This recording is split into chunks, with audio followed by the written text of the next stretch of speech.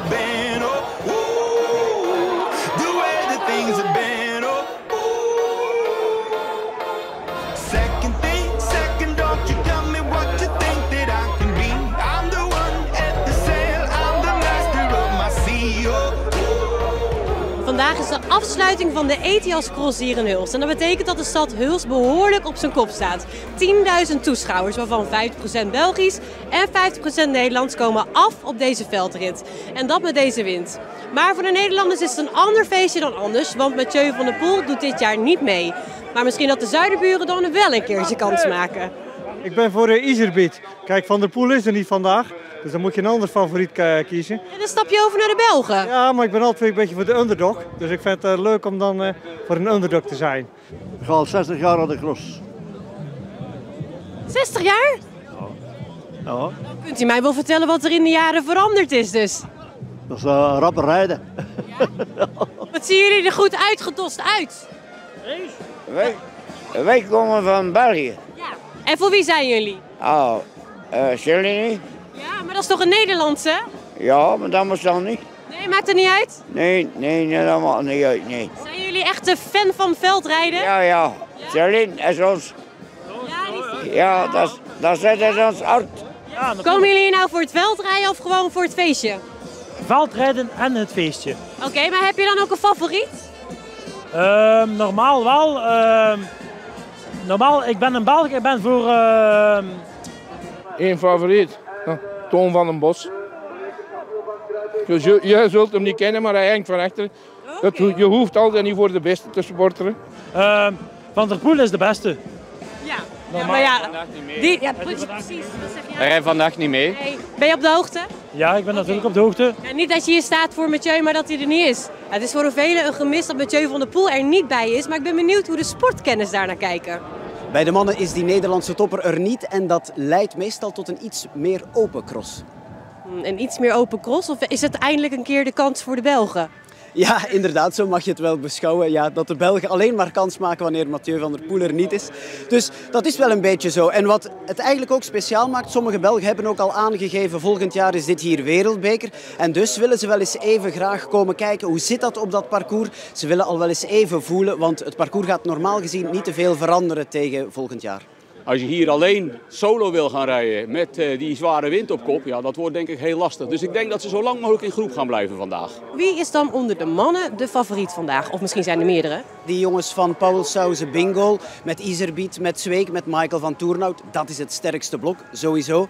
En zij gaan concurrentie krijgen van Toon Aerts, van Pidcock. En laten we toch ook dan 2 Nederlanders noemen om het nog een beetje spannend te maken voor de Nederlanders vandaag. Corné van Kessel en Lars van der Haar.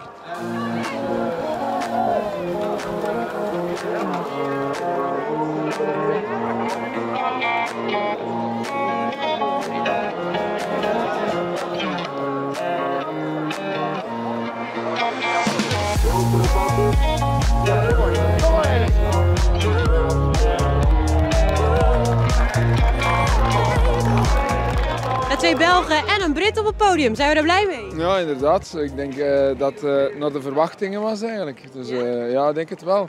Bent u een grote fan van het veldrijden? Ja, toch wel. Ja. Kan je dat zien? Ja. Ja, toch wel. Ja, ik kreeg zo'n vermoeden. Ja, wat vindt u er zo mooi aan? De sfeer, het publiek. Nooit geen ruzie of zo. Allee, vergeleken met voetbal. Dus, ja, mooi hè. Het is heel vriendschappelijk hè? Ja. Maar wat is nou het verschil tussen Nederlandse supporters en de Belgische supporters? Ik denk dat de Nederlandse sportieven, die zijn sportiever zeg maar. Die Belgen die zijn wat gedrevener, maar die zijn niet altijd even sportief denk ik. Dus die zijn te fanatiek vermoed ik. En dat... Het verschil tussen de Belgische en de Nederlandse supporters? Ja, nou, ik ga met mijn collega niet gelijk mee. Maar de Belgen zijn kenners van het veldrijden natuurlijk. Hè. Leeft u er ook een beetje voor het veldrijden? Toch wel. Ik kijk daar naar uit. Nou, dat is een mooie sport. Iedereen die vorige week in Merksplas reed, waar het is afgelast, en die nu hier rijdt. Daarnet hoorde ik Annemarie Worst in een interview bij mijn collega. Zij zei, dit is veel erger dan in Merksplas en daar hebben ze het afgelast en hier niet. Dus voorlopig gaat het door.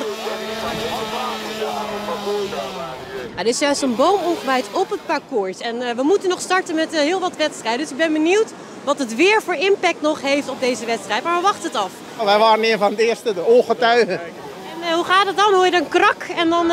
Dat hoor je krakken en dan ga je eens kijken en dan zie je ineens een boompje vallen. Dat zag er even benard uit. Er is al een paar keer overleg geweest vandaag of het wel kan doorgaan met de wind. Maar voorlopig gaat het door.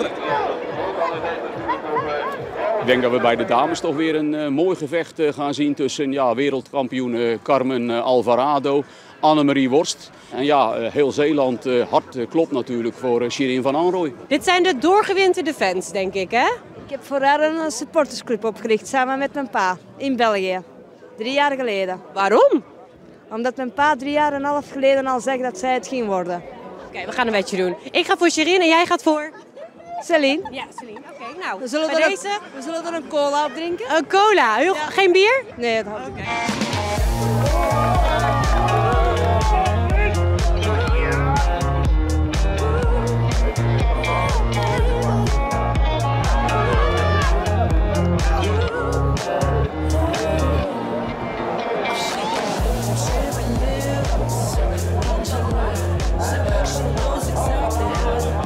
Alsjeblieft. Wat? De cola voor jou. Omdat je met mij had geweten dat Shirin ging winnen en ik had gezegd Celine. Ja. Eigenlijk moet ik jou dan cola geven volgens mij, want Celine heeft niet gewonnen. Ja, dan toch geef ik hem jou. Dat vind ik zo sportief. Dankjewel, dankjewel. Maar jullie zijn toch blij, hè? Ja, we zijn ontzettend blij. Celine, Celine, Celine,